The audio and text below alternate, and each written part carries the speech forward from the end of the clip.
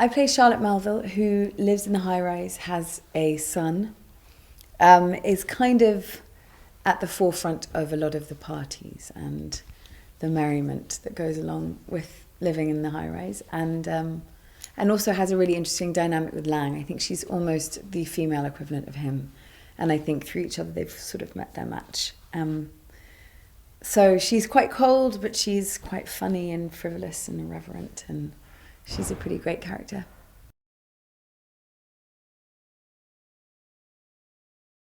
I wanted to get involved with the film primarily because of Ben Wheatley, before I'd even read the script, because I was such a huge fan of his work. I really genuinely feel like he's probably one of the most important directors we have, certainly in England and possibly the world. And I really feel like, he makes astounding films and choices. So the idea of going to work with him was a huge draw. And then I read the script written by Amy Jump, who's his partner.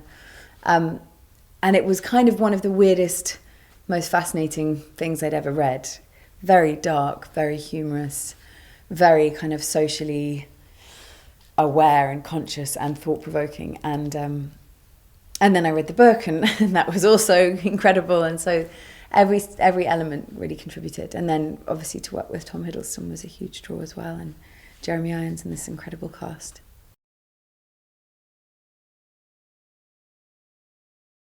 I prepared for the role by really having conversations with Ben and looking at the book.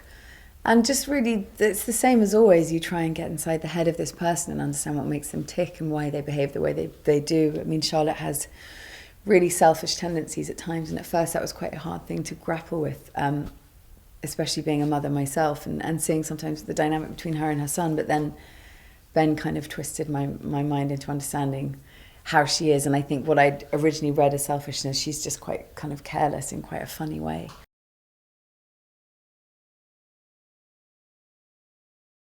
Working with Ben has been one of the most, really genuinely one of the most liberating experiences I've had. He has such a clear idea of what he wants, and he's an editor as well, so there's no time wasting, he goes into a scene, he goes into a day with, I think, the scene pretty much cut in his head.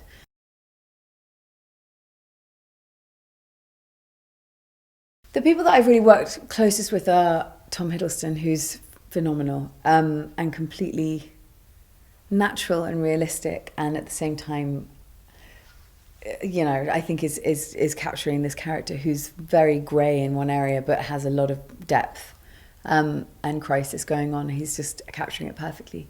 So that's been completely amazing. And Luke Evans, I've worked very closely with as well, who's been so violent and incredible in what he's brought to this.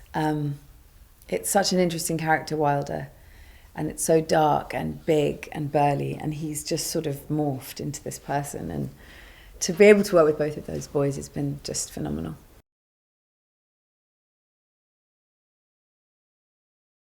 It's hard to say what's been my favourite moment, because, to be honest, it's such a bizarre film. And there are moments where you just can't really believe what's going on. You're covered in blood and someone's dragging you off to be raped, and then you're being fed dog meat, and then people are eating a horse. And, it's just so out there that every single moment is totally unique, and I couldn't possibly isolate one. We've laughed quite a lot and also taken it really seriously. So it's been a really nice dynamic between having a good time at work and feeling like you're making something quite important. I think everyone has the sense and has such faith in Ben as a director, and I really feel like it could be something special, so that's always joyful.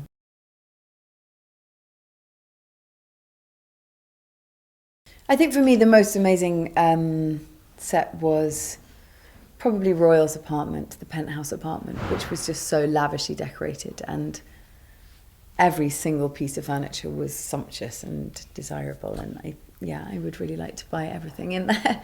But it was beautifully done, and it was created in this really weird building here in the middle of Belfast, and it was so unexpected. But there was a garden, a walled garden, there was a kind of outhouse. The design was phenomenal and has been phenomenal on every set, but that for me was the most impressive.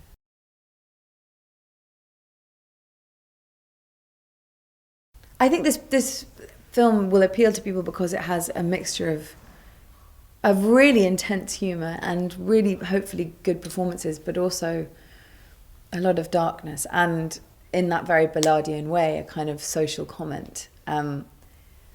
It's really made me think about what happens to a society, especially the society we're living in now. It's on the surface very organised and very structured and very, you know, self-promoting with Instagram and Twitter and all of these new things. But what's actually going to happen? What are the ramifications of that? And the high rise is really symbolic of society breaking down, and what happens when these people who are living this life and on the surface everything's perfect and they're exclusive and they're allowed to move into this building, but really they're just pretending to be who they're not, and it all, in a very extreme Ballardian way, goes completely mad.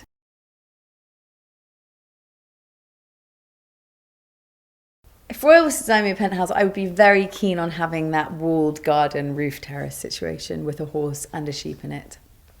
And that kind of Tudor building, the outhouse, would be very nice. I think, to be honest, I think I'd have it pretty much how he has it. And as long as we could get the same production designers in to do the interior as well, I'd be a very happy lady. It's stunningly beautiful. For all its inconveniences, Lang was satisfied with life in the high-rise, ready to move forward and explore life. How exactly? He had not yet decided. I'm so sorry. I'll survive. I thought you were empty. I just moved in. You're an excellent specimen. Why don't you come up later and have a drink? You don't know how things work around here, do you? I'm a fast learner. You built all this. I put all my energies into this town, but I am the architect of my own accident. Is that a horse? Probably. On the 40th floor? Your husband appears intent on colonizing the sky. And who can blame him when you look at what's going on at street level? How's the high life? Prone to fits of mania, narcissism, and power failure. We pay the same charges as the top floors. We want our fair share of the power. Things would be better if we could afford to move to a higher floor. I think we should be prepared to meet moderate resistance. The ones who are the real danger are the self-contained types like you. Perhaps you're right. What are you doing? What are you doing in there? Teething problems. Building's still settling. Doesn't it seem odd that a man can fall from the 39th floor and not one police car turn up? Where's the sirens? What have you got there? A kaleidoscope? What can you see through that thing? The future.